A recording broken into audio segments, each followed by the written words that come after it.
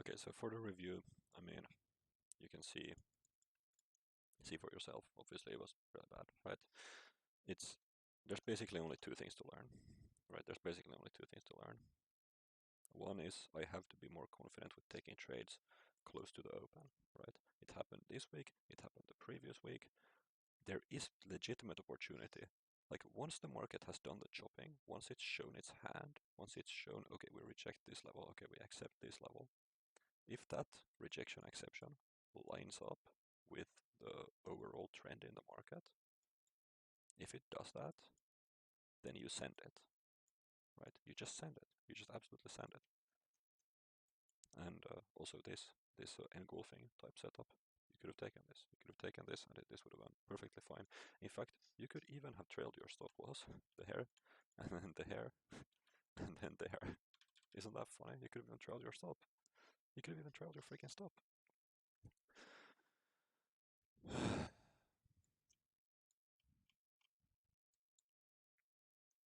Yeah. So that's the first thing.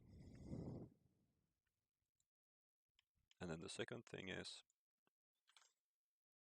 if we go here and we go by performance by time,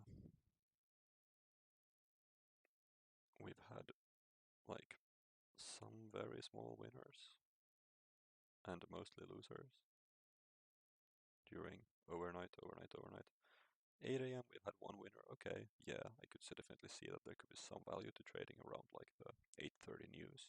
You know, I definitely think that there could be some value to that. 9 a.m. this should be a massive winner, just based on, you know, the ones that I forgot. And it seems like I really do my ass here, which is interesting. And here, but then I'm winning here, so maybe this kind of evens out. But I think I probably need to just completely stop trading overnight. I think that it doesn't really seem to be, you know. Like I wonder if we add up everything that's outside of regular trading hours, not including this, because this is like 8:30 news trading. Like I know this exact winner, right? Like I know exactly what trade that was. It was let's see, not there. It was here, right here, 10th of February. This is pretty clean, goes higher. 10th of February, you can see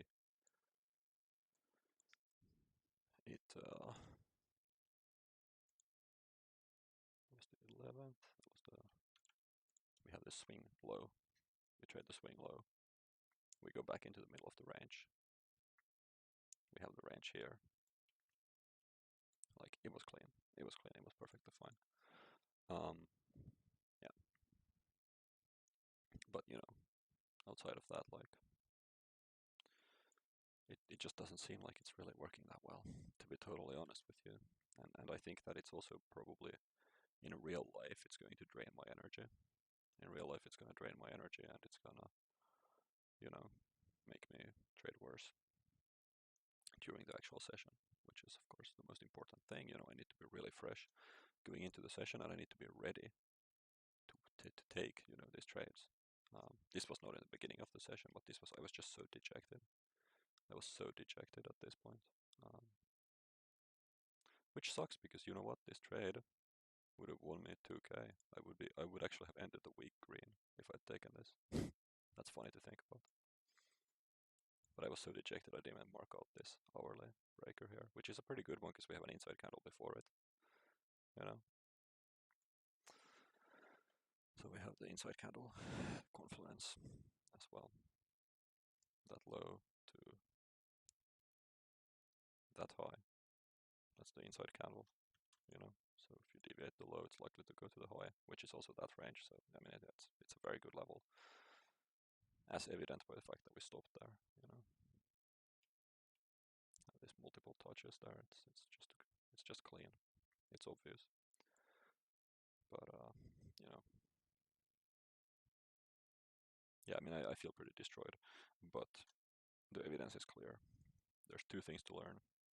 Those two things are: one, we are gonna stop trading during overnight. we're just gonna stop doing it. It just doesn't seem to be working. My win rate is lower. There's fewer opportunities in real life. If I sit here and stare at the overnight shit, it's gonna be, you know, it's gonna be a disaster. Um, it's more illiquid, and it's more unpredictable, and you know, you can't spend all day looking at this shit. You know what I mean? You just can't. The only exception is like, yeah, if it's like 8 a.m. and there's like, you know, news coming out, like, yeah, there's probably going to be a good setup at some point in there. Well, not every day, but you know, at some point, if it happens enough times, there's going to be a good setup in there, and you probably can take that sometimes. Though, like if it's like super high impact, like NFP or something, you kind of have to treat it like the open, and that you have to wait for it to calm down before you jump in. But yeah, what is happening at 11, man? What is happening? I wonder if one of my attempts at longing on this day. No, it was 10, but it was this short, which, you know, 17th of February. Frankly, I don't think it's so bad. Although, yeah, this entry kind of sucks, you know, come on, like, yeah, it just doesn't feel very clean. It feels like you're kind of, yeah, it's like, it's hard to describe, but I feel like it's perhaps kind of something that I could have avoided, but yeah. The short was fine. Unfortunately, it stopped me out early, but that's going to happen occasionally, you know. This as a long 17th of Feb. At 12. You know, I don't love it that much. I really feel like this is the range. And why am I bullish when it's still in a range? Like, come on.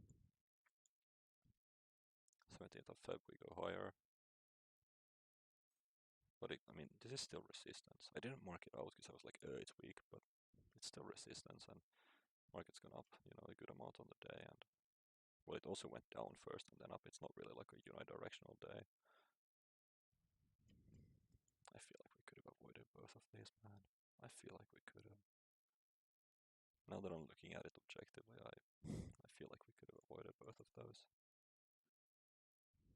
Yeah. Okay. Well,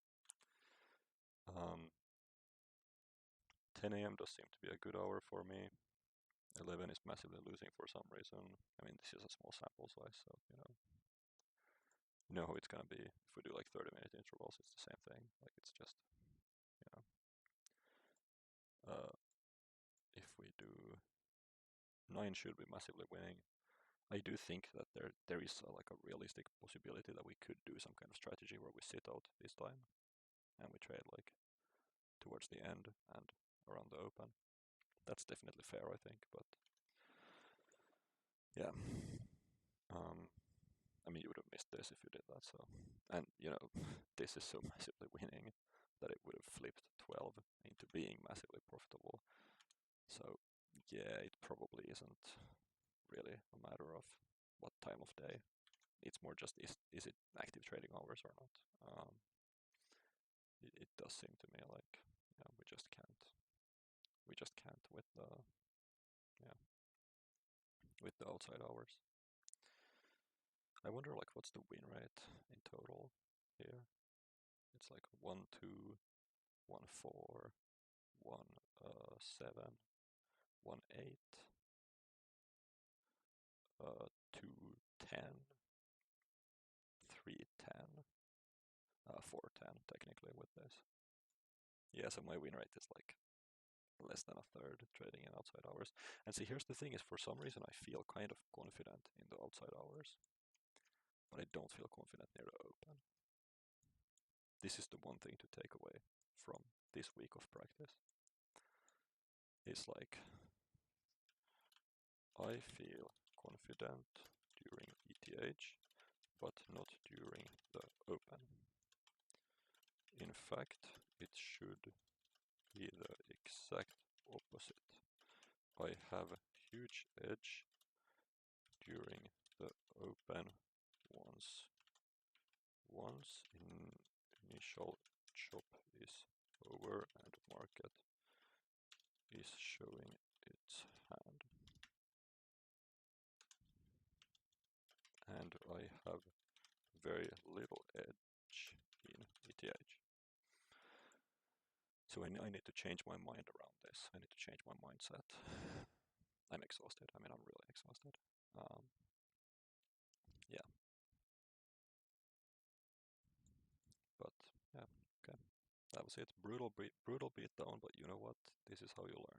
This is how you learn. This is how you learn.